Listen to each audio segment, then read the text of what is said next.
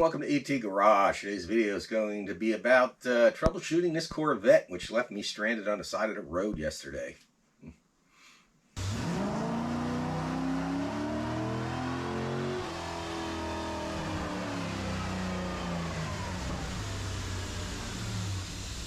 Alright, like I was saying, yesterday this left me stranded alongside the road. I had to call for a rollback, bring me home.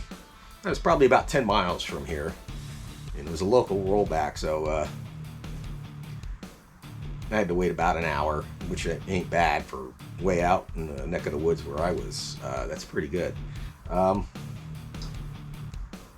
anyway, I got home safely, and basically of driving along in the country back roads, I was actually doing some data logging, and it started missing and breaking up and stuttering. So I pulled over, I played with the wires going to the distributor thinking that's it.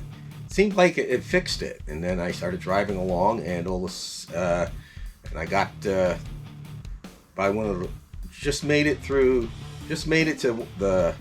a local produce market that's way out in the countryside, and it died. So I parked there and finagled around with it, and couldn't get it to run. Decided to just call a rollback. So I called a rollback, and he got me home. And now I got to troubleshoot this and see what's wrong with it. I'm almost certain it either has to do with that distributor, that small cap distributor, or I also have an Teletronics CD box, capacitive discharge multi-spark CD box hooked up, and it's possible that failed. If that failed, all I have to do is disconnect it, hook up the wires directly to the distributor, and then I'll have to pull the spark plugs and change the gap on the spark plug, because with the capacitive discharge unit, you run a much larger spark plug gap because of the extra spark energy that it produces. So, but for now, I need to troubleshoot it. Before I even decide it's a distributor, I'm going to check the fuel pressure, and just to eliminate that. And I'll do that on a 90. There's actually a wire that's a test port. You just go from the positive of the battery to that test wire to that wire, and that engages the fuel pump. So let's do that first.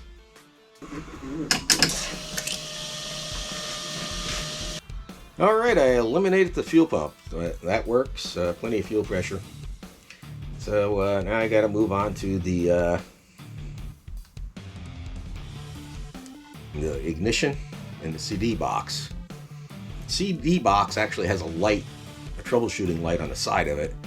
So I should be able to crank this and see. The problem is trying to watch that light down there while I crank it. And it's quite possible this will start. Maybe because if the problem is, say, the ignition control module inside the distributor, those are known to fail when they get hot, especially the newer ones. So it's possible it be cooling down overnight, it'll start right up. But for now, I'm going to move the camera over there, see if I can see that light with the camera while I crank it, and eliminate that. Then we'll move on to the distributor.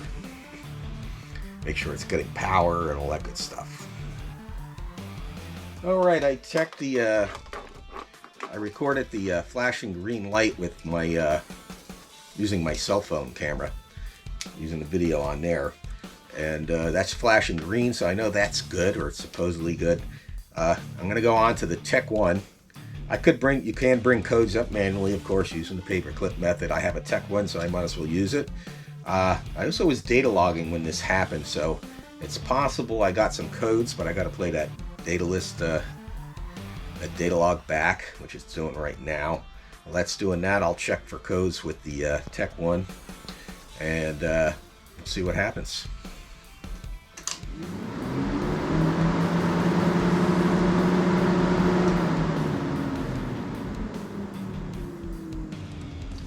Alright, it's hooked up, and I'm going to do trouble code. So let's see, F2.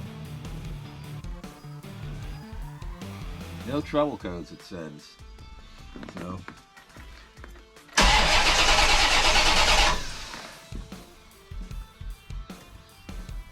let's do it again, F2. Nope, it says no trouble code, so I don't have any trouble codes for the ECM or the ignition, so it has to be something else. Alright, there's no codes, and I played back the data log from the other day, and I didn't get any codes there either. So next thing I'm going to do is break out a voltmeter, make sure I'm getting power to the coil into the distributor and all that good stuff. Let's do that next. Alright, I'm not seeing 12 volts to the coil, but I'm not sure if the car has to be cranking. The ignition switch is on, so I'm not sure if the car has to be cranking in order for power to go to that. I'm going to probably have to get the factory service manual out and start going down the troubleshooting tree.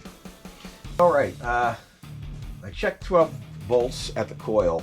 Before I go on to the troubleshooting tree, though, I'm going to try and check 12 volts, because originally 12 volts would go directly to the coil. But in this system, because I have that CD box down there, that multiple discharge box, it actually goes there first, then comes back. So I'm going to check 12 volts where it would originally go directly to the coil, and let's see if that will. Okay, I'm getting 12 volts there, 11 sub volts.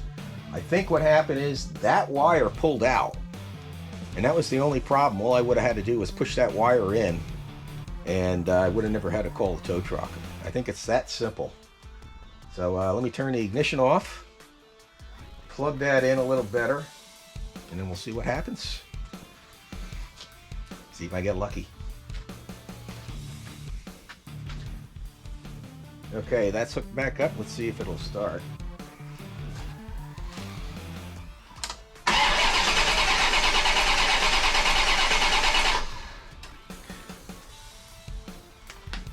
No such luck, so that wasn't the problem. So I'm gonna have to move on to other things. I could, like I said, get the factory service manual and go through the troubleshooting tree.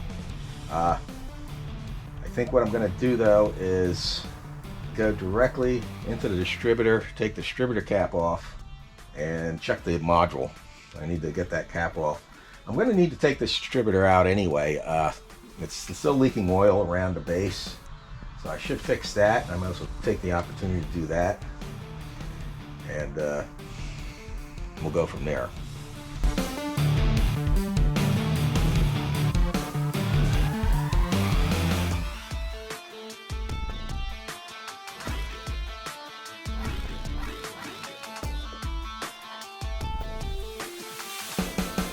Okay, I just realized I might have goofed up. I might have been too hasty in taking that distributor cap off. I'm going ahead and put it back on. And what I should have done was check for spark. It's possible it's getting spark, and it's not getting, the injectors aren't firing. If the injectors aren't firing, it's probably something to do with the ECM. Usually you get a code for that though. So that's a little confusing. Maybe I'll throw the cap back on real quick. Just hook up one spark plug wire with a spark plug and see what happens. So just hold on, I'll do that. Put that cap back on. We'll do that real quick. And see what happens, I guess.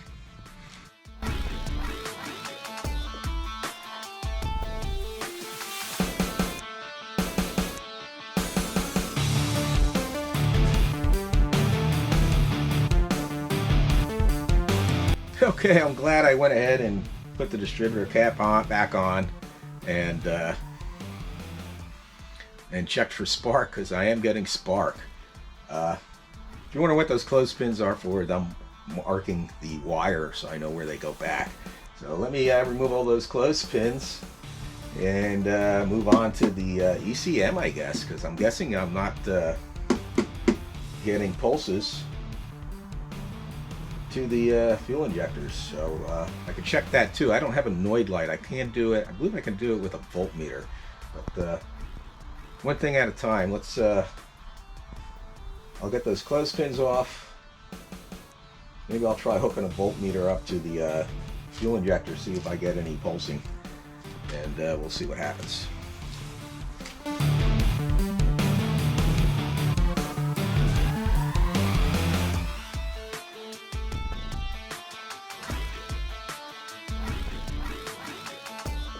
Okay, I wasn't able to get this hooked up to it because of the funky wire system I have, but I don't have a Noid light. I did use this as a 12-volt light. This should have flashed. The next thing to do would be to put like starter fluid into the throttle body and then see if it starts. I don't have any starter fluid that I know of. I do have some brake fluid. Brake fluid might do it. And then crank it, spray it in, and then crank it and see if it catches. If it does, then I'm 100% sure the fuel injectors aren't working. Let's give it a try. Okay, I got the air filter snorkel off. Spray some brake clean in there. And I got the brake clean sprayed in the throttle body. Let's turn the key and see what happens.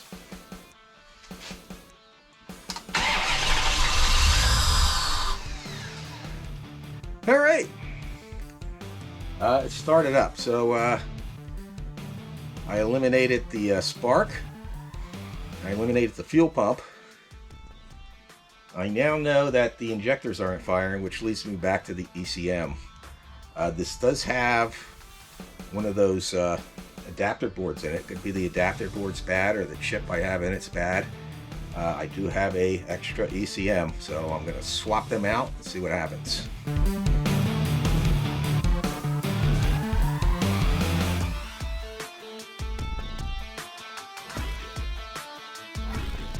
Alright, I swapped the ECM, swapped the chip into it, the MEMCAL adapter and the MEMCAL.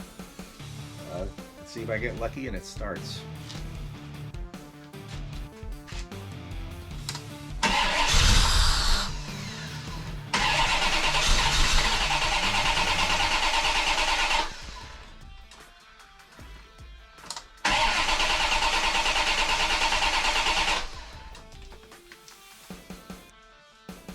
Okay, no luck. So we know it's not the ECM, it could be the MEMCAL or something like that. So could be the MEMCAL adapter. I'm gonna have to run in the house, get my other chip and adapter, and I'll try swapping them out and then see what happens. Alright, I got my other chip. I'm gonna try just swapping that out and see if that does it. If it doesn't, then I'm gonna just put the MEMCAL itself in without the adapter and see if that does it. Now you see it like it almost tried to start before, but that was residue brake clean that was probably still in there. Otherwise it would have just kept running, I think. Or at least I like to think so. So let me try that and we'll see what happens.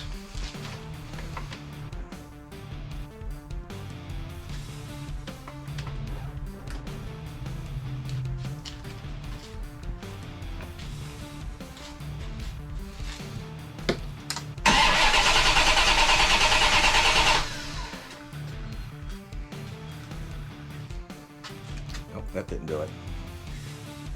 All right, let's go over what I've done so far. I've checked the fuel pressure. I checked that we're getting spark. I eliminated the memcal, the memcal adapter, the ECM. So the problem has to be a wiring one, most likely.